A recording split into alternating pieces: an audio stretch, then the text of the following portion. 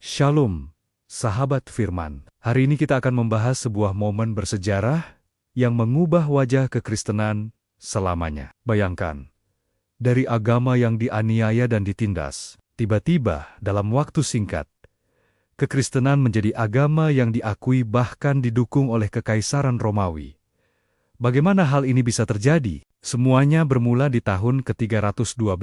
Saat itu, Konstantinus sedang bersiap menghadapi pertempuran penting di jembatan Milvius. Sebagai seorang kaisar Romawi, dia terbiasa menyembah dewa-dewa. Tapi sesuatu yang luar biasa terjadi, dia melihat penampakan salib di langit dengan tulisan dalam tanda ini, "Engkau akan menang." Coba bayangkan perasaan Konstantinus. Dia yang biasa dengan patung-patung dewa Romawi, tiba-tiba melihat simbol agama yang selama ini dilarang. Apa yang akan kamu lakukan kalau jadi dia? Konstantinus memutuskan untuk mempercayai tanda itu. Dan benar saja, dia memenangkan pertempuran. Setahun kemudian, tahun 313, Konstantinus bersama Licinius mengeluarkan kebijakan yang menggemparkan. Edik Milan. Kebijakan ini mengubah status kekristenan dari agama terlarang menjadi agama yang legal. Bayangkan kalau kamu jadi orang Kristen waktu itu. Selama ini harus sembunyi-sembunyi di katakomba untuk beribadah, tiba-tiba bisa bebas berdoa dan memuji Tuhan dengan terbuka. Tapi perubahan terbesar terjadi di tahun 380.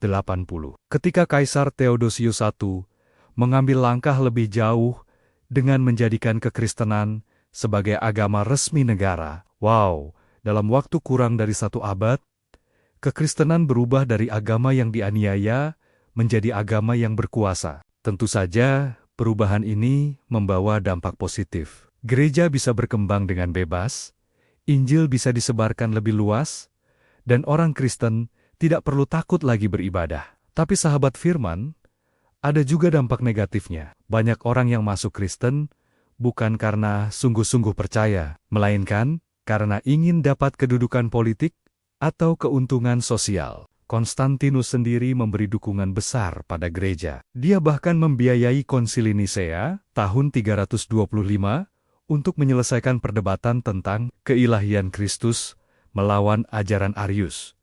Tapi di sisi lain, campur tangan politik dalam urusan gereja mulai terasa. Ini mengingatkan kita pada sebuah ilustrasi api unggun. Api yang kecil memang sulit terlihat, tapi api yang terlalu besar juga bisa berbahaya kalau tidak dijaga. Sama seperti gereja ketika mendapat kekuasaan dan kemudahan, kita harus tetap waspada agar tidak kehilangan fokus pada Kristus. Pertanyaan pentingnya, apakah gereja butuh dukungan penguasa untuk kuat, atau justru gereja harus berani setia pada Kristus meski harus menderita? Sejarah mengajarkan bahwa iman sejati tidak bergantung pada kekuatan politik, tapi pada kuasa salib Kristus. Bagi kita yang hidup hari ini dan menikmati kebebasan beribadah, ada pelajaran berharga. Jangan sampai kenyamanan membuat kita lupa akan panggilan untuk memikul salib. Gereja Reform selalu mengingatkan bahwa kekuatan kita bukan pada dukungan penguasa, tapi pada Injil yang adalah kekuatan Allah.